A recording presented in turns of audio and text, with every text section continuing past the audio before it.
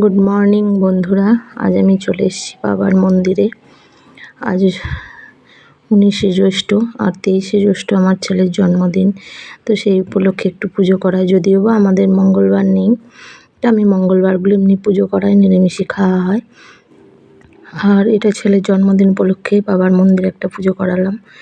তো বাবার দর্শন করো সবাই, কারণ আসা হয় না। আগে প্রতি মাসে আসতাম একবার করে বাবার মন্দিরে পুজো করাতে, কিন্তু এখন সময় হয়ে ওঠে না। তো যাই হোক, আজ বাবার ইচ্ছা ছিল আমার হাতে পুজো নেওয়ার, তো আমি এসেছি। খুব ভালো লাগলো, অনেক দিন পর এলাম।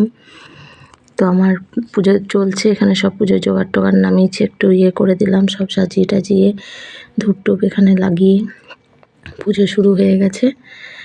তো তোমাদের কেমন লাগলো বলবে। বাবার দর্শন করালাম, বাবার ত্রিকালদর্শী লোকনাথ বাবা সবার মঙ্গল করুক, সবার ভালো করুক বাবা, সবাইকে ভালো রাখুক সমস্ত আপদ বিপদ সম্পদ থেকে। তো শুভ সকালের শুভেচ্ছা নিয়ে রাখলাম।